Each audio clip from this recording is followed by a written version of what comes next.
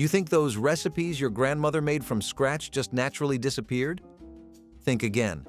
Big food corporations systematically buried homemade traditions that threatened their profits, replacing generations of kitchen wisdom with boxes, cans, and packets.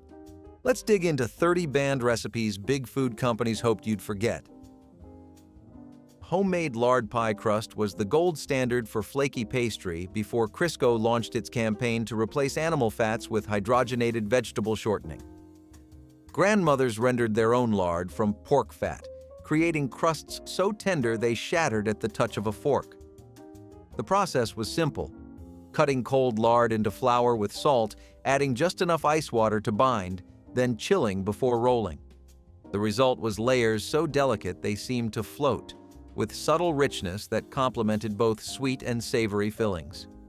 Procter & Gamble spent millions convincing housewives that vegetable shortening was cleaner and modern, funding home economics programs that erased lard entirely.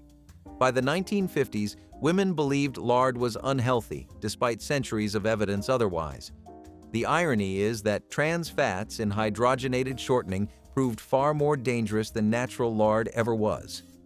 Those who remember real lard crusts know no commercial product has matched their tender texture. Bone broth tonics were the cornerstone of home remedies before bouillon cubes convinced Americans that real broth was too much trouble. Families kept stock pots simmering on wood stoves for days, extracting collagen and minerals from beef knuckles and chicken carcasses that butchers gave away for pennies. The broth turned wobbly when chilled, a sign of nutritional richness, and was used for soups, gravies, and healing drinks for the sick. Mothers served warm cups to children with colds, knowing it soothed throats better than any pharmacy product. Campbell's and Knorr marketed convenience, suggesting busy modern women shouldn't waste time on primitive cooking methods. Their products contained salt and artificial flavors, but almost none of the nutrients that made real broth valuable. The knowledge of proper stock making nearly vanished within 2 generations, replaced by foil-wrapped cubes dissolving into yellow water. Today, bone broth sells as a wellness trend at premium prices for what grandmothers once made from scraps. Rendered bacon fat cooking was standard practice before the edible oil industry convinced the public that seed oils were healthier. Every farmhouse kept a coffee can beside the stove where bacon drippings were carefully saved after each breakfast. This golden fat became the foundation of countless dishes. Fried eggs sliding across its surface, green beans sautéed until silky, cornbread enriched with smoky depth. The flavor was irreplaceable, adding richness no vegetable oil could match. Wesson and Mazola launched campaigns in the 1960s demonizing animal fats while promoting corn and soybean oils as heart-healthy choices. Home economists funded by these companies taught a generation that bacon grease was poison. The truth emerged decades later. Those polyunsaturated oils oxidized when heated, creating compounds far more harmful than stable saturated fats. By then, the bacon grease crocks had been thrown away, and the knowledge of seasoning cast iron with animal fat had faded from memory entirely. Homemade condensed milk was a pantry staple families prepared before Borden and Carnation monopolized the market with canned versions. The process required nothing more than fresh milk, sugar, and patience, simmering whole milk until it reduced by half while stirring constantly. The result was thick, sweet, and intensely creamy with caramelized depth commercial products couldn't match. Farm families made it during summer when cows produced abundantly, storing it in cool cellars where it kept for weeks. It became the base for fudge, caramel sauce, and sweetened coffee during hard times. Canned milk companies marketed convenience, implying homemade versions were unreliable and potentially dangerous without factory sterilization. Their advertising suggested only the uneducated still bothered with old-fashioned methods. Within decades, the simple skill of reducing milk disappeared from common knowledge, replaced entirely by pull-tab cans. Those who taste the homemade version discover a richness that makes commercial products seem flat. Cultured butter was the only butter Americans knew before sweet cream butter became the industrialized standard that erased centuries of dairy tradition. Farm wives collected cream over several days, allowing natural bacteria to develop tangy complexity before churning. This fermentation created butter with depth, nuttiness, and slight sourness that enhanced everything, from morning toast to holiday cookies to pan sauces gleaming with golden richness. The buttermilk left behind was equally prized, thick and tangy rather than the thin liquid sold today. Land O'Lakes pushed sweet cream butter because unfermented cream was easier to ship without flavor variation. They marketed freshness while actually removing beneficial cultures that made traditional butter flavorful. Home butter making became associated with poverty rather than quality. The knowledge of culturing cream and churning proper butter faded so completely that European cultured butters now command premium prices. What grandmothers made weekly became imported luxury. Fresh ground peanut butter was what families spread on bread before Skippy and Jif convinced America that hydrogenated, sugar-laden paste was superior. General stores had grinders where customers watched roasted peanuts transform into butter before their eyes. Nothing added but perhaps a pinch of salt. The texture was rough, the oil separated and required stirring, and the flavor was intensely nutty with none of the cloying sweetness of commercial brands. Children grew up knowing what peanuts actually tasted like. Big brands changed everything by adding hydrogenated oils to prevent separation and sugar to appeal to developing palates. Their smooth product was marketed as modern, while the grinding machines disappeared from stores. Generations grew up believing peanut butter should taste like candy, and that oil separation indicated spoilage. The simple pleasure of real peanut butter, earthy, rich, and honest, became foreign to Americans raised on processed spreads engineered for shelf stability rather than flavor. Homemade vinegar was a continuous process in farmhouse kitchens before Heinz standardized acidity and convinced Americans that only factory-produced vinegar was safe. Families maintained vinegar mothers, gelatinous cultures that transformed wine, cider, or alcoholic liquids into tangy vinegar over weeks of fermentation. These mothers were shared among neighbors, passed through generations, and treated as valuable assets. The resulting vinegars carried complex flavors: apple cider that tasted of autumn orchards, wine vinegar with grape undertones, malt vinegar with toasty depth. Commercial companies marketed standardization, implying homemade versions might harbor dangerous bacteria or produce inconsistent results. Their products were cheap, uniform, and utterly lacking character. The vinegar mothers died when families stopped feeding them, and the knowledge of maintaining them passed from practice. Today, artisan vinegars command premium prices for what every household once produced from kitchen scraps and time. Tallow-fried foods represented the pinnacle of crispy cooking before McDonald's famously switched to vegetable oil, and the rest of the industry followed. Beef tallow rendered from suet created French fries with shatteringly crisp exteriors, donuts with delicate crusts, and fried chicken that stayed crispy long after cooling. The fat was stable at high temperatures, didn't break down into harmful compounds, and added subtle beefy richness that enhanced everything it touched. Butchers sold sweet cheaply, making tallow economical for households that rendered their own. The vegetable oil industry waged decades of war against animal fats, funding research that blamed saturated fats for heart disease while ignoring dangers of their own products. Fast food chains eliminated tallow in response to activist pressure, and home cooks followed. The fries that made McDonald's famous became pale imitations once vegetable oil replaced tallow.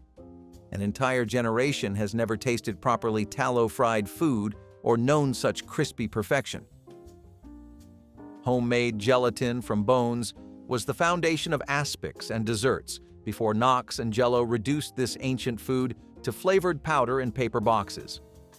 Cooks extracted gelatin by simmering bones and cartilage for hours until collagen dissolved into liquid that set firm when chilled.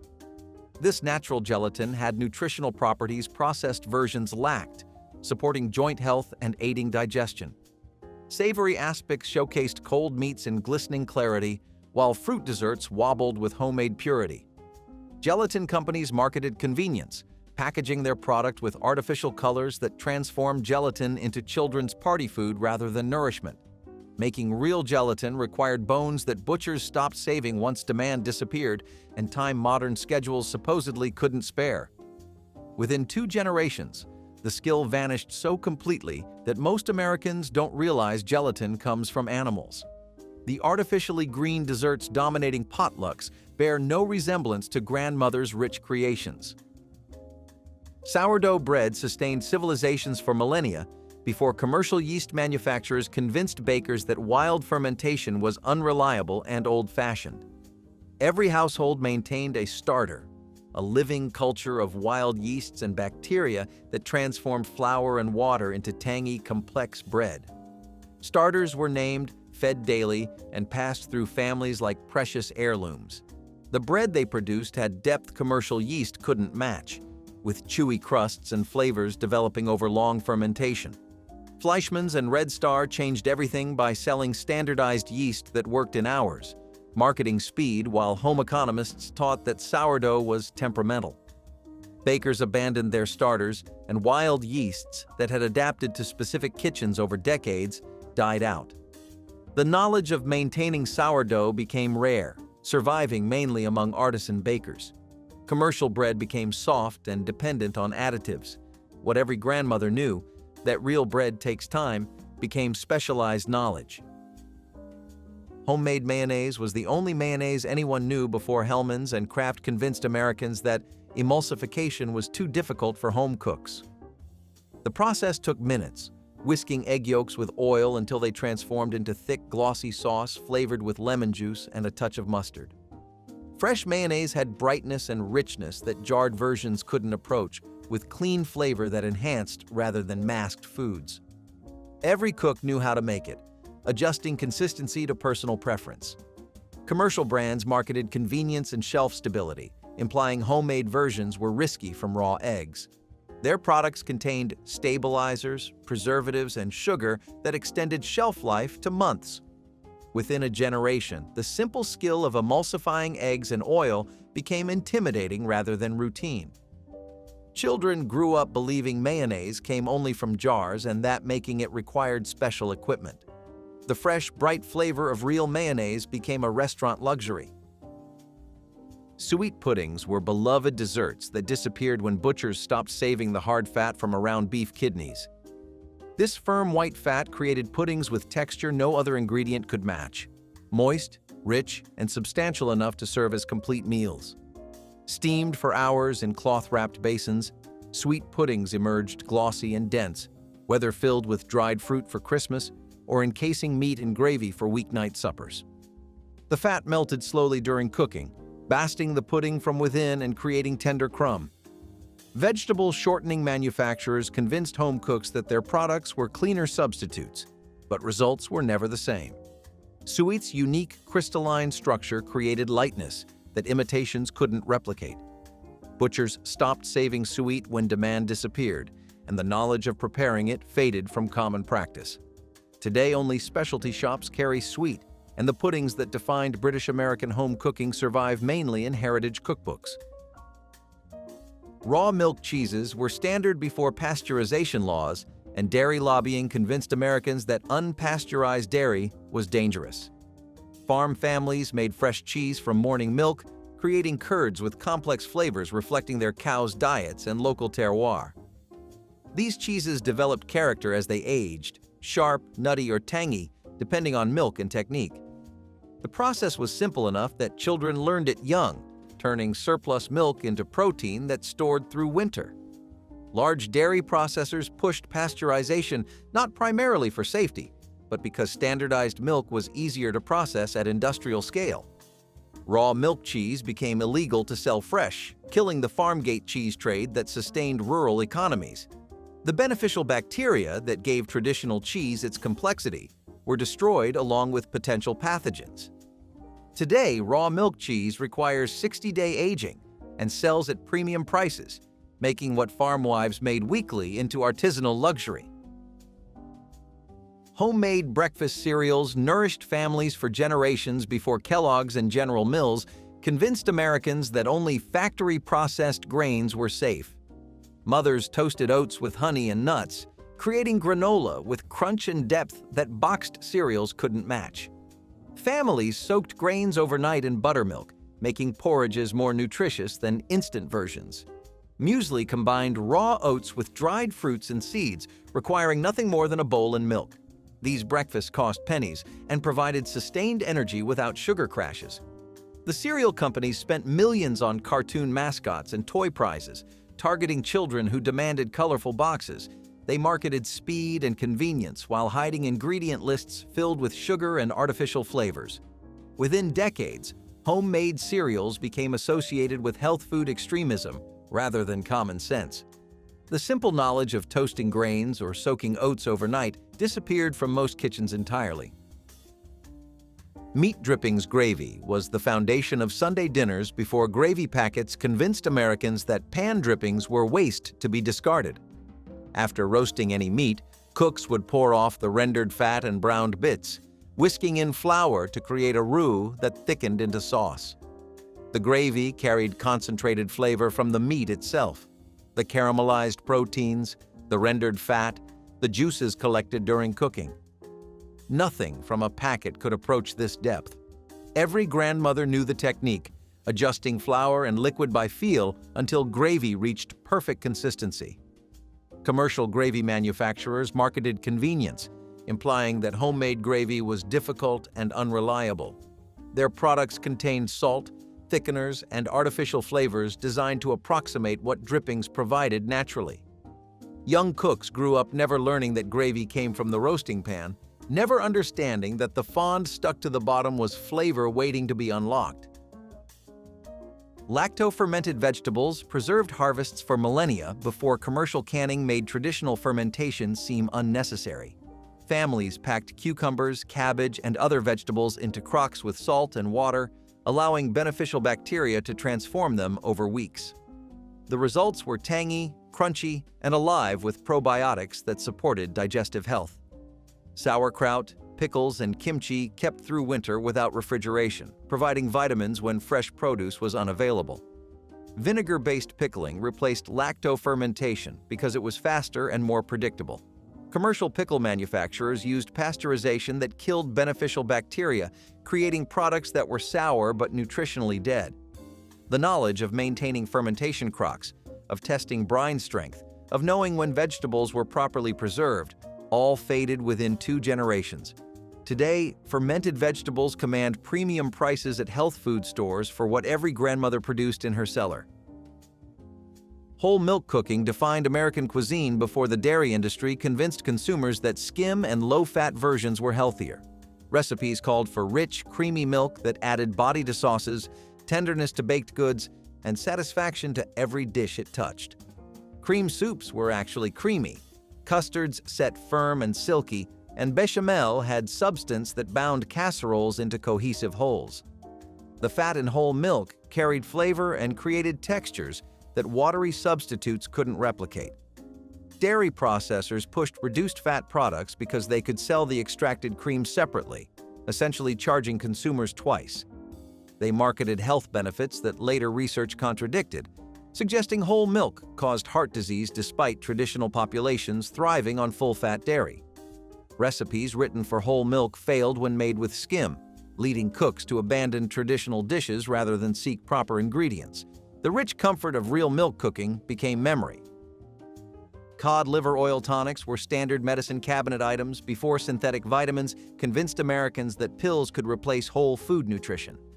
Mothers administered spoonfuls of this strong-tasting oil to children daily, providing vitamins A and D, along with omega-3 fatty acids essential for brain development. The oil came from actual cod livers, cold-pressed to preserve nutrients that heat extraction destroyed. Children grimaced at the fishy taste, but grew strong on nutrition that modern diets often lack. Pharmaceutical companies marketed synthetic vitamins as cleaner and more precise, without the challenging flavor of real cod liver oil. Their pills were cheaper to produce and easier to sell, especially when combined with candy flavors. The knowledge of why cod liver oil mattered, its unique combination of fat-soluble vitamins, faded as pills replaced whole foods. Today, vitamin D deficiency is epidemic while cod liver oil sits forgotten. The medicine that built generations became obscure. Homemade crackers were pantry staples before Nabisco and Keebler convinced Americans that only factory-produced crackers were worth eating. The process was simple: mixing flour with fat and seasonings, rolling thin, and baking until crisp. The results had character that commercial crackers lacked, with irregular shapes and flavors that varied by household. Southern cooks made beaten biscuits, pounding dough until it blistered into flaky layers. Jewish grandmothers produced matzo for Passover and everyday eating.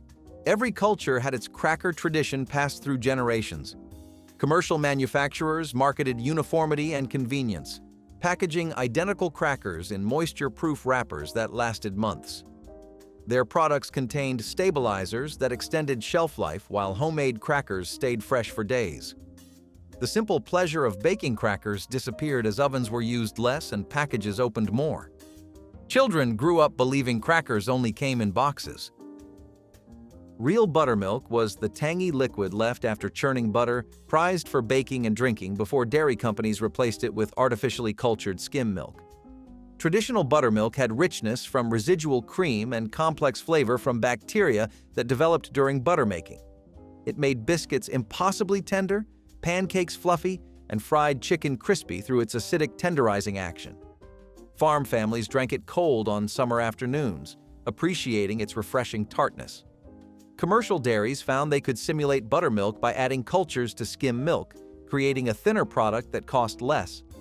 They stopped selling true buttermilk entirely, making the original unavailable except to those who churned their own butter. Recipes developed for real buttermilk produced different results with the substitute, often failing entirely. The knowledge of what buttermilk actually was, a byproduct of butter making, disappeared. Today, even experienced bakers don't realize they're using imitation. Organ meat dishes were weekly staples before supermarkets convinced Americans that only muscle meat was worth eating. Liver, kidneys, hearts, and sweetbreads appeared regularly on family tables, providing nutrients that muscle cuts couldn't match. Liver alone contained more iron, vitamin A, and B vitamins than any other food, making it essential for growing children and pregnant women. Mothers pan-fried liver with onions, braised kidneys in wine, and stuffed hearts with savory breadcrumb mixtures. The flavors were intense and mineral-rich, satisfying in ways that bland chicken breasts never could. Meat packers found they could sell muscle meat at premium prices while grinding organs into pet food, so they marketed organ meats as undesirable.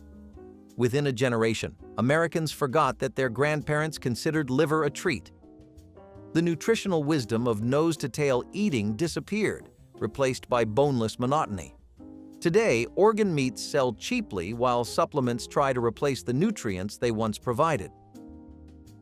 Hand-churned ice cream was summer's greatest pleasure before Breyers and Häagen-Dazs convinced Americans that factory-produced desserts were superior. Families gathered on porches with wooden bucket churns packed with ice and rock salt, taking turns cranking until cream transformed into frozen velvet.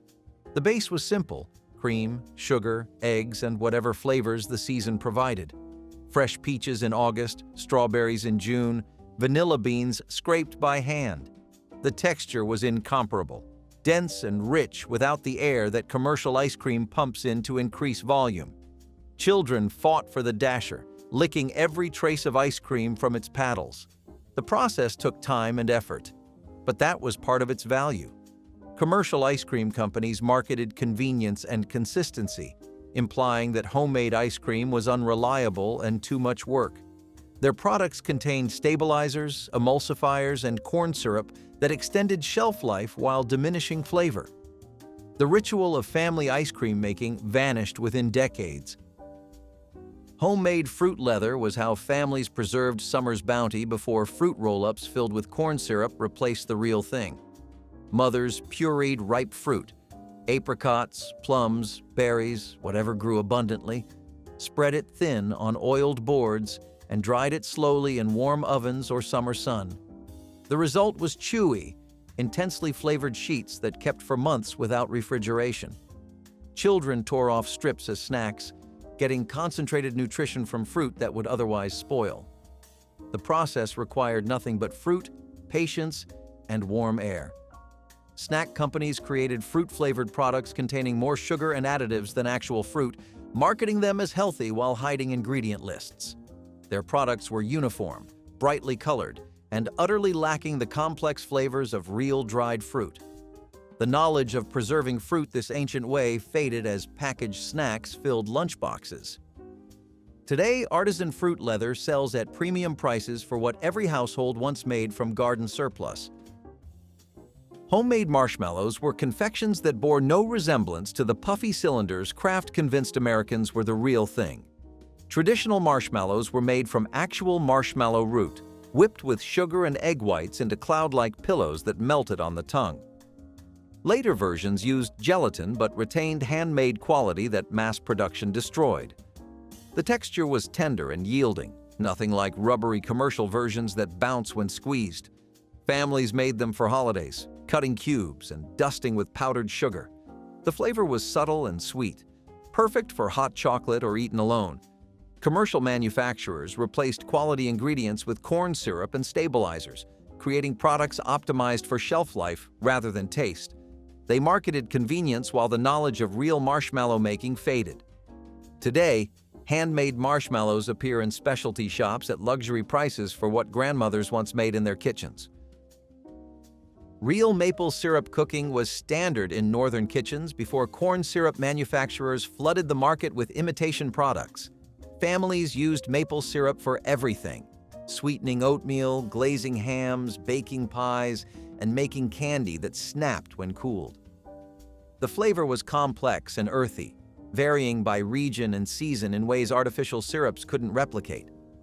Sugar maples were tapped each spring, their sap boiled down into syrup that represented 40 gallons of liquid concentrated into one. This labor-intensive process made real maple syrup precious, used thoughtfully rather than poured carelessly. Corn refiners created cheap syrups flavored with artificial maple extract, marketing them as equivalent. Their products dominated grocery shelves while real maple syrup retreated to specialty sections. Recipes calling for maple syrup failed when made with imitations, leading cooks to abandon traditional dishes.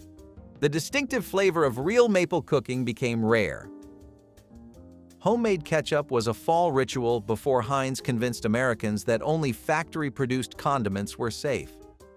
Families simmered ripe tomatoes with vinegar, sugar, and spices until the mixture reduced into thick, tangy sauce. Each household had its own recipe, adjusting sweetness and spice to preference.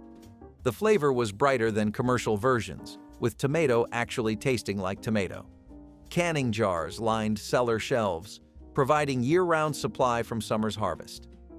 Heinz marketed uniformity and safety, implying homemade versions might harbor bacteria. Their products contained high fructose corn syrup and modified food starch that replaced quality ingredients. The knowledge of making ketchup from scratch faded as bottles became cheaper than tomatoes. Today, homemade ketchup appears in restaurants as novelty. Fresh pasta was everyday food in Italian-American households before dried boxed pasta convinced Americans that homemade was too difficult. Grandmothers mixed flour and eggs on wooden boards, kneading until dough became silky, then rolling thin sheets cut into noodles. The texture was tender and toothsome, nothing like rubbery commercial pasta. Fresh pasta cooked in minutes and absorbed sauce beautifully. The process required only flour, eggs, and practice. Skills passed from mother to daughter. Barilla and Ronzoni marketed convenience, suggesting fresh pasta was restaurant territory rather than home cooking. Their products were shelf-stable, requiring only boiling water. Within generations, the knowledge of pasta making faded from Italian-American families. The silky pleasure of fresh noodles became special occasion food. Homemade ginger ale was medicinal and refreshing before Schweppes and Canada. Dry convinced Americans that carbonation required factories. Families brewed ginger beer using fresh ginger root, sugar, water, and natural fermentation that created gentle bubbles over several days. The result was spicy and complex, nothing like artificially flavored sodas. Mothers gave it to children with upset stomachs, knowing real ginger settled nausea. The fermentation process was simple enough that children could help, watching bubbles form as wild yeasts worked. Commercial soda manufacturers marketed consistency using carbonation machines and artificial flavoring. Their sodas contained more sugar and less actual ginger than homemade versions. The knowledge of brewing naturally fermented beverages faded within generations. Today, craft ginger ales command premium prices for what grandmothers once brewed. Sweet mincemeat was Christmas tradition before Cross and Blackwell convinced Americans that jarred versions were equivalent. Real mincemeat contained beef suet, dried fruits, spices, and often actual minced meat, aged for weeks until flavors melded into something warming. The suet created richness that vegetable shortening couldn't match, while the meat added savory depth. Families made it in autumn, storing it in crocks where it improved with time. The flavor was nothing like cloyingly sweet commercial versions. Jarred mincemeat companies removed sweet and meat, replacing them with cheaper ingredients that simplified production. They marketed convenience while destroying the dish's character. The knowledge of making real mincemeat faded as fewer families kept the tradition. Today, most Americans have never tasted authentic mincemeat pie. Clabbered milk was how families used milk before refrigeration made fresh milk last longer. Raw milk left at room temperature naturally thickened into tangy, yogurt-like curds as beneficial bacteria multiplied. This clabbered milk was eaten with honey for breakfast, used in baking where its acidity tenderized goods, or fed to animals when surplus accumulated. Nothing was wasted, and the process required no equipment, just time and warmth. Pasteurization killed the bacteria that made clabbering possible, while refrigeration eliminated the need for this method. Dairy companies marketed fresh milk as superior, implying clabbered milk was spoiled rather than transformed. The knowledge that milk could safely ferment vanished within generations. Today, yogurt and kefir sell at premium prices for what clabbered milk once provided freely. Bright red candies, cherry-flavored snacks, and even some holiday treats in the 1970s owed their bold color to a single ingredient: red dye number 2. It was everywhere, from gumballs to cake frostings, giving sweets that signature vibrant hue that made them impossible to resist. At the time, artificial dyes were a standard part of food production, helping manufacturers make their products more visually appealing. After all, who wanted a dull pink candy when you could have a deep, fiery red one? The problem? Red dye. Number 2 wasn't as harmless as it looked. By the mid-1970s, scientific studies linked it to potential health risks, including concerns over carcinogenic effects. When Soviet researchers published findings suggesting a connection to cancer in lab rats, the U.S. had no choice but to take a second look. Public concern mounted, and in 1976, the FDA banned the dye, triggering a nationwide panic. Some candy makers scrambled to find alternatives, while others simply pulled their red products from shelves altogether, resulting in the infamous disappearance of red M&Ms, even though they didn't actually contain the dye. Today, red dye number 2 is a thing of the past, but artificial food colorings are still debated. These next few items are really going to take you for a spin. I mean, we've had horses and turtles so far, but these really come into the top 3. Starting off with number 3, we have real haggis. If you don't know what this is, I regret to inform you, but it's literally every major organ of a sheep, from the lungs to the heart and liver. On top of that, it had suet, onion, salt, pepper, spices, oatmeal, and it was encased in the clean stomach of a sheep. Yeah, just sit with that one for a moment. So, a bit of good news. Even in the 50s, this was illegal. The United States Food Authority had banned the sale of lungs from any kind of livestock, and sheep were one of the strictest no-goes. This was even as early as the 30s and 40s. While there are technical reasons for it, I don't think you need anyone to explain to you why it's a bad idea to eat any of that. There were other versions of haggis made, just without the lungs. At some point, people kind of abandoned the medium of sheep as a whole. They switched to beef suet, commercially available beef liver and hearts, and other organ meats, usually from pork. It was a Scottish curiosity to many, but it's one I wouldn't mind leaving unsatisfied. During the hardest years of the Great Depression, Desperate hunger led Americans to pursue protein sources that nowadays would make your local health inspector faint, like bat meat. Although bats weren't common dinner fare, isolated accounts from this challenging era document people trapping and roasting these nocturnal creatures, usually out of sheer necessity rather than culinary curiosity. Preparation involved singeing the fur off bats, an image probably best left to history books, and roasting or boiling the meat thoroughly to combat its intensely gamey taste.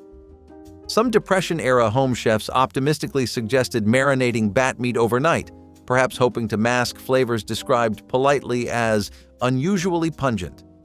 Humorously, no cookbook of the era prominently advertised bat recipes, suggesting even desperate cooks preferred to keep bat suppers under wraps. Today, however, American laws explicitly forbid hunting or consuming bats, recognizing their critical role in ecosystems as insect controllers and pollinators. Additionally, bats carry diseases like rabies and histoplasmosis, making their consumption extremely dangerous and firmly illegal. Seafood lovers in the 1980s had no shortage of options. From all-you-can-eat shrimp nights to roadside oyster shacks, shellfish were a delicacy that ranged from high-end dining to backyard boils. But behind the scenes, there was a major issue lurking in the industry: a lack of regulation on shellfish harvesting. At the time, many shellfish came from unregulated waters, meaning they were harvested without proper oversight for contamination. Shellfish, especially oysters and clams, are filter feeders, meaning they absorb whatever is in the water, including bacteria, heavy metals, and industrial runoff.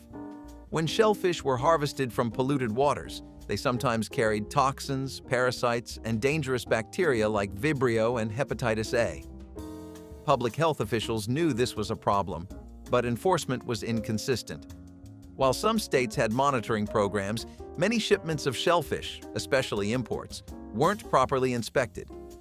Outbreaks of shellfish poisoning, including cases of paralytic shellfish poisoning, PSP, made headlines throughout the decade.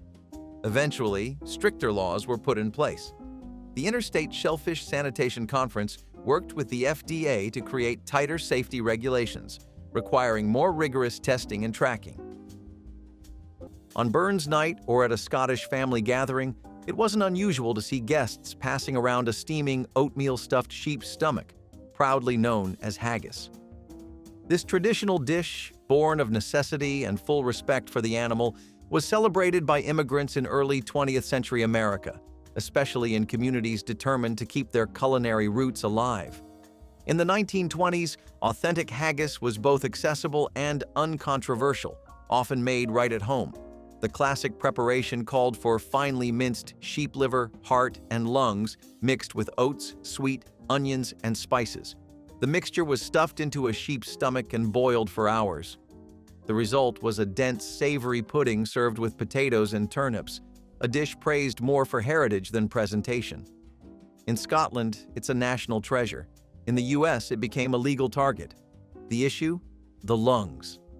Under USDA regulations introduced in 1971, sheep lungs are banned for human consumption in the United States due to concerns over potential contamination during slaughter. Back in the 1970s, hot dogs were everywhere, at ballparks, backyard cookouts, and school cafeterias. Whether boiled, grilled, or roasted over an open flame, they were an American staple. What few people realized, though, was that those perfectly pink Franks owed their color and long shelf life to a heavy dose of sodium nitrates. These preservatives kept hot dogs looking fresh and safe from bacterial growth. But over time, concerns started sizzling. Nitrates and nitrites were widely used in processed meats, not just for preservation, but also to enhance flavor. The problem? Studies began linking high nitrate consumption to potential cancer risks, particularly due to their conversion into nitrosamines, compounds found to be carcinogenic in lab tests. While no one was dropping their hot dog at the site of a study, health experts started warning against excessive consumption, especially for kids who were already eating them by the dozen. By the late 20th century, regulations tightened, and manufacturers began reducing nitrate levels while introducing uncured options with natural preservatives like celery powder. Today, nitrate-free hot dogs are an alternative, but traditional versions still exist, just with stricter oversight. In the 1950s, it was pretty common to see a certain ingredient known as bisphenol A in most canned foods. They were always in the linings. Now, the interesting part of this is that this was actually so adaptable that it went in everything from canned food to baby bottles, but it wasn't until much later that people got to know about how dangerous it was. Concerns had been popping up of women having hormonal or reproductive issues and children having issues in development. This was found to be linked to BPA. Apparently, the thing is an endocrine disruptor, which means it can trick your body into thinking it's producing more estrogen than it is. Still, throughout the 50s, companies were trying to make this the industry standard. After a while, they pretty much succeeded at doing it too. It got approved by the FDA and everything, but hey, we all have hiccups.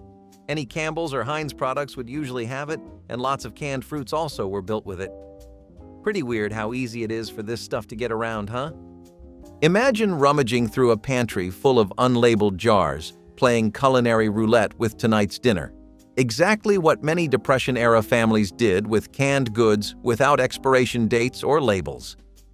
Back then, home canning wasn't just tradition, it was an absolute lifeline, with families routinely sealing meat, vegetables, and fruits inside recycled glass jars or tins, blissfully unconcerned about pesky details like expiration dates or ingredient lists. Dinner often became a surprise mystery meat special. Moms called it creativity. Kids might have called it something else entirely. Cooks would boil these unlabeled contents vigorously, hoping to reduce health risks, though botulism remained a lurking threat even then. Ironically, food safety guidelines of that era were minimal at best, and illnesses frequently resulted from guesswork gone wrong. Eventually, fast food in the 1980s wasn't just convenient, it was an experience. Crispy fries, golden fried chicken, and burgers seared to perfection kept Americans coming back for more. But behind the addictive crunch of a deep-fried meal was an ingredient that would later be banned in multiple countries: trans fats. At the time, partially hydrogenated oils were the go-to frying medium.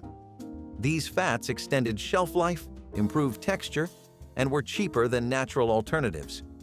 Fast food chains relied on them heavily, not realizing or not admitting that trans fats were far worse than the saturated fats they were replacing. By the 1990s, research revealed the ugly truth. Trans fats raised bad cholesterol while lowering good cholesterol, increasing the risk of heart disease and strokes. Unlike other fats, they had no health benefits, only downsides. Regulators took notice, and by the early 2000s, the FDA began pushing for stricter labeling. In 2015, the agency took it a step further, declaring trans fats unsafe for human consumption. Fast food chains scrambled to reformulate their recipes, switching to healthier oils. In farm kitchens across 1920s America, no part of the animal was wasted, not even the blood. That's how pig's blood soup, also known in some communities as dinuguan or black soup, found its way to the table.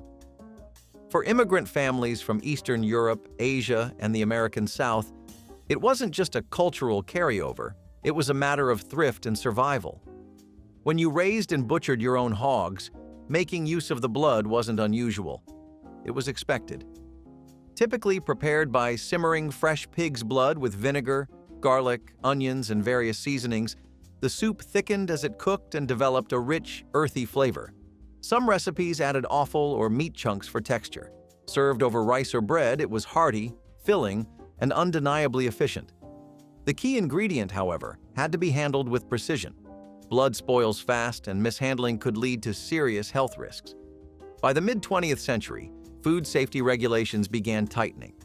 The USDA and state health departments introduced rules requiring blood to be collected, stored, and processed under strict conditions, requirements that many home kitchens simply couldn't meet. As a result, selling or serving pig's blood dishes became illegal in certain states, particularly where raw blood couldn't be guaranteed safe. In the 1970s, grabbing a cold soda meant reaching for a thick glass bottle with bold, colorful branding baked right onto the surface. Those logos and labels weren't just stickers. They were printed directly onto the glass using bright, long-lasting enamel paints. The problem was, many of those paints contained lead, and every sip from the bottle meant a potential exposure to toxic heavy metals. Lead-based paints had been used for decades because they were durable, resisted fading, and made the logos pop. No one thought twice about it. You'd twist off the cap, take a swig, and maybe even collect the empty bottles for a few cents at the local store. Kids played with them, stacked them up, or even used them for makeshift science experiments. But the real science was happening in labs, where researchers began linking lead exposure to serious health risks, especially for children. By the late 20th century, regulations started phasing out lead in household products, including paint, gasoline, and eventually soda bottles. By the early 1990s, U.S. manufacturers had moved to safer alternatives. Today, soda branding is mostly done with paper or plastic labels, but for those who remember the old glass bottles, they were a piece of pop culture, with a little extra toxicity on the side. Frugality reached extremes during the Great Depression, prompting homemakers to become amateur meat inspectors, carefully sniffing, trimming, and salvaging moldy or spoiled meat, hoping tonight's dinner wouldn't become tomorrow's medical emergency. While modern sensibilities cringe at the thought, families in dire poverty routinely carved away discolored portions, heavily seasoned questionable cuts, then cooked them at high temperatures to minimize risk, though the flavor sometimes left diners longing for less adventurous meals.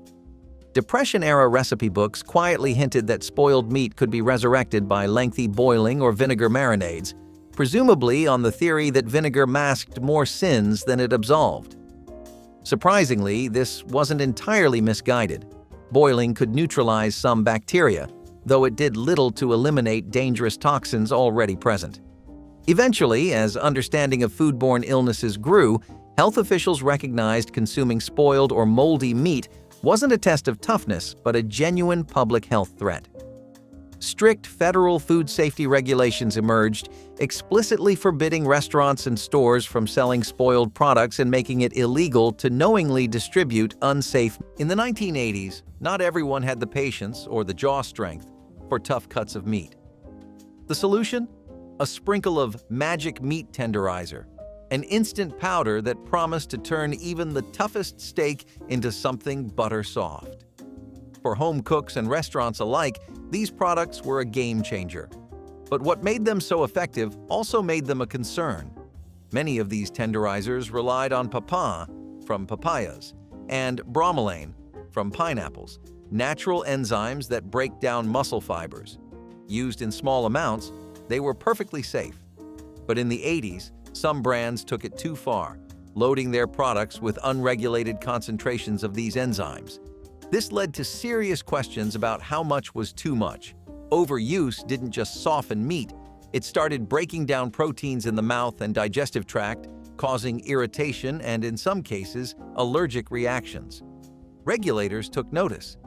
By the 1990s, some countries banned certain high-potency versions, and the FDA placed stricter controls on their formulations. While meat tenderizers didn't disappear, the magic versions faded from store shelves. At one time, if you strolled through a diner in the Midwest or passed by a county fair in Indiana, you might have found a regional favorite that's nearly disappeared from American plates: brain sandwiches. Typically made with calf or pig brains, this dish was born from necessity. Every part of the animal was used, and nothing was wasted. Brains, though delicate, were considered a delicacy by many working-class families, especially in areas shaped by German-American culinary traditions. The preparation was as straightforward as it was bold. Brains were soaked, sliced, dredged in flour or cornmeal, then pan-fried until crispy on the outside and tender within.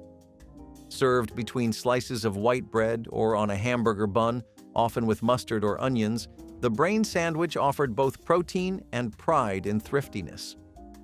For decades, it was a staple in certain regions. But in the 1990s, concern over bovine spongiform encephalopathy, better known as mad cow disease, changed the conversation. Though most U.S. cases involved older cattle, federal regulations tightened. and the use of brain tissue in human food was heavily restricted or banned. Back in the 1960s and 70s, diet sodas were all the rage. Companies were racing to deliver sugar-free drinks that actually tasted good, and one of their secret weapons was Cyclamate. Found in brands like Tab and Diet Pepsi, this artificial sweetener was 30 to 50 times sweeter than sugar, meaning just a tiny amount could make a soda taste refreshingly sweet without the calories. It was cheap too, making it a favorite for manufacturers eager to cash in on the booming diet craze. Cyclamate sweetened drinks were practically a lifestyle. People who wanted to cut calories but still enjoy a fizzy treat stocked their fridges with them. You'd see slim cans of Diet Right or No Cal sitting next to casseroles and TV dinners, ready to be cracked open with a satisfying hiss. It was the go-to drink for weight-conscious Americans, and many swore it tasted better than the saccharin-based alternatives. But by 1969, the party was over. After studies linked Cyclamate to bladder cancer in lab rats, the FDA swiftly banned it. The science was debated for years. Many argued the amounts tested were excessive, but the ban stayed. Long before artificial flavoring revolutionized the dessert world, luxury kitchens leaned on rare and exotic ingredients, none more curious than ambergris, a substance famously described as whale vomit, though technically it's expelled from the other end. Produced in the digestive tracts of sperm whales, ambergris was valued not for its origin story, but for its deep, musky aroma and subtle, earthy flavor. In the 1920s, it was a sought-after addition in perfumery and, more surprisingly, in food, especially high-end desserts. Used sparingly, ambergris was grated or steeped to infuse puddings, custards, and jellies. A dash could transform a dish into something elite, with European aristocrats and American chefs using it to add mystery and luxury to the final course. The high cost wasn't just for show, it was supply and demand. Ambergris was, and still is, extremely rare, often found floating in the ocean or washed up on shorelines. Over time, ethical and environmental concerns caught up with the practice. As whales became protected under international law, so too did the trade and use of anything derived from them. Once upon a time, no part of the animal went to waste. Pigskin and chicken feet were prized ingredients in kitchens around the world, celebrated for their rich flavors and gelatinous textures. Whether deep-fried into crispy pork rinds or slow-cooked into a hearty broth, these cuts weren't just byproducts, they were culinary traditions. In the 1980s, processed food companies found ways to incorporate pigskin and chicken feet into mass-produced snacks and canned soups. The appeal was obvious. They were cheap, packed with collagen, and could enhance texture in processed meats. But while home cooks knew how to prepare them safely, industrial-scale processing introduced problems. Food safety concerns began emerging as regulators took a closer look at unsanitary processing conditions and contamination risks. Chicken feet, for instance, had to be meticulously cleaned to remove bacteria, but shortcuts in mass production increased the risk of salmonella and other pathogens. Pigskin, often used in gelatin and snack foods, raised concerns over poor handling and unregulated sourcing. Over time, demand declined, and stricter food safety laws made large-scale production less viable. While still enjoyed in traditional cuisines, pigskin and chicken feet slowly faded from the world of processed foods. In the 1970s, canned soup was a kitchen staple. With just a can opener and a pot, you had an instant meal, thick, salty, and packed with flavor. But what made it so addictive? A little ingredient called MSG, monosodium glutamate, was the secret behind that deep, savory taste that made every spoonful feel richer than it actually was. Tomato soup, chicken noodle, cream of mushroom, virtually every variety had a hefty dose of it. MSG had been used in processed foods for decades, praised for enhancing flavor and making even the simplest ingredients taste more complex. Food manufacturers loved it because it masked the blandness of cheap ingredients, creating the illusion of homemade quality. And for consumers, it made canned soup feel more satisfying, even when it was mostly water and salt. But in the late 20th century, MSG came under fire. Reports of headaches, nausea, and a mysterious collection of symptoms dubbed Chinese restaurant syndrome led to widespread concern. While scientific studies later found no definitive link between MSG and health issues for most people, the damage was done. By the 1990s, food companies started reducing MSG levels and slapping "No MSG" labels on their products. By the 1980s, diet culture was booming, and food companies were on a mission to make everything sugar-free. From sodas to snack cakes, artificial sweeteners promised all the sweetness without the calories. One of the most popular and controversial was sodium cyclamate, a chemical sweetener that had already been banned in the US but was still widely used in other countries. First introduced in the 1950s, cyclamate was 30 to 50 times sweeter than sugar and far cheaper to produce than alternatives like saccharin. It quickly became a favorite in diet sodas and low-calorie desserts. But in 1969, everything changed when studies linked it to bladder cancer in lab rats. The FDA wasted no time, banning it in the US despite ongoing debates over whether the findings applied to humans. Meanwhile, cyclamate continued to be used in over 50 countries, including Canada and parts of Europe, where regulators determined it was safe in controlled amounts. Even today, some experts argue that the original studies were flawed and that the ban was premature.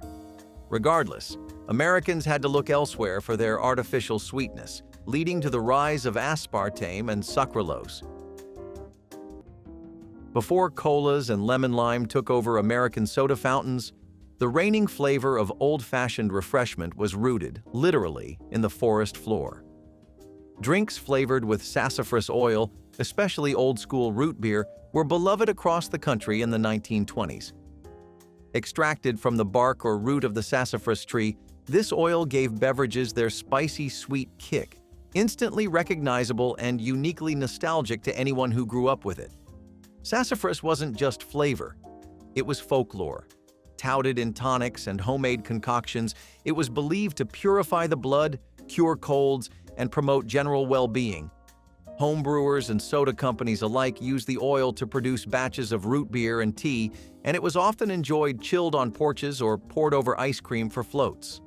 But in the 1960s, researchers found that safrole, the main compound in sassafras oil, was carcinogenic in high doses, linked to liver cancer in lab animals. That discovery changed everything. The FDA swiftly banned the use of safrole in commercially produced foods and drinks. While artificial sassafras flavors remain legal today, the real oil is strictly controlled. Mornings in the 1970s often started the same way.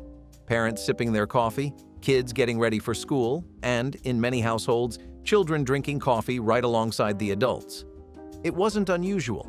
In fact, in some families it was encouraged, especially in certain cultural traditions where a little coffee with milk and sugar was considered perfectly fine for young ones. Some parents even believed it helped build character or made kids feel more grown up. Coffee for kids wasn't just about the caffeine, it was part of breakfast. Some children dunked their toast into it, while others drank a watered-down version, often loaded with sugar. It wasn't uncommon for grandparents to pour a little into a toddler's bottle, swearing it would keep them calm, an idea that hasn't exactly aged well. But as health studies evolved, concerns over caffeine's effects on developing bodies became harder to ignore. Doctors warned that regular consumption could stunt growth, interfere with sleep, and even lead to increased heart rates. While coffee itself was never banned for kids, the cultural norm slowly faded. Today, it's more likely to raise eyebrows than fill sippy cups. But back then, a cup of Joe before school wasn't shocking. It was just part of growing up, one jittery sip at a time. For centuries, fresh milk came straight from the farm, unprocessed, unpasteurized, and, at least to its supporters, completely pure. By the 1980s, raw milk was still widely consumed in rural communities and health-conscious circles, with some swearing by its superior taste and supposed nutritional benefits. But public health officials saw things differently, and eventually, the debate over raw milk became a battle between tradition and safety. Unlike the pasteurized milk found in grocery stores, raw milk skips the heating process that kills harmful bacteria. Advocates claimed this preserved beneficial enzymes and nutrients, but there was a significant risk. Raw milk could carry dangerous pathogens, including Salmonella, Listeria, and E. coli. Outbreaks linked to raw dairy led to serious illness and, in some cases, fatalities. Regulators took action. The FDA banned interstate sales of raw milk in 1987, and individual states began imposing their own restrictions. Some outlawed it entirely, while others allowed sales under strict conditions, often requiring direct purchases from farms. Despite the risks, raw milk still has a loyal following, with advocates arguing that modern hygiene practices make it safer. Long before anti-smoking campaigns and warning labels, marketing departments had a different idea: get them while they're young. That's how cigarette-infused candy found its way into the hands and mouths of kids across America in the 1920s. These weren't just sweets shaped like cigarettes. Some early versions actually contained traces of tobacco or nicotine flavoring, all wrapped in packaging that mimicked the real deal. The concept wasn't satire, it was strategy. Candy companies and tobacco brands knew what they were doing, and no one was really stopping them. These candies were made from sugar, corn syrup, and powdered flavoring, often chalky in texture, with one end dyed red to resemble a lit tip. Children would mimic adults, puffing pretend smoke before biting into the stick. It wasn't just play, it was training. Some brands even advertised the experience as just like Dad's. There wasn't a national outcry until the 1950s, when public health data began linking smoking to cancer. Over time, more pediatricians and policymakers raised alarms about these candies normalizing smoking habits. Which banned recipe would you bring back to your kitchen? Drop your answer in the comments and share your family's food memories. Hit that like button and subscribe so we can keep uncovering the foods big companies hoped you'd forget.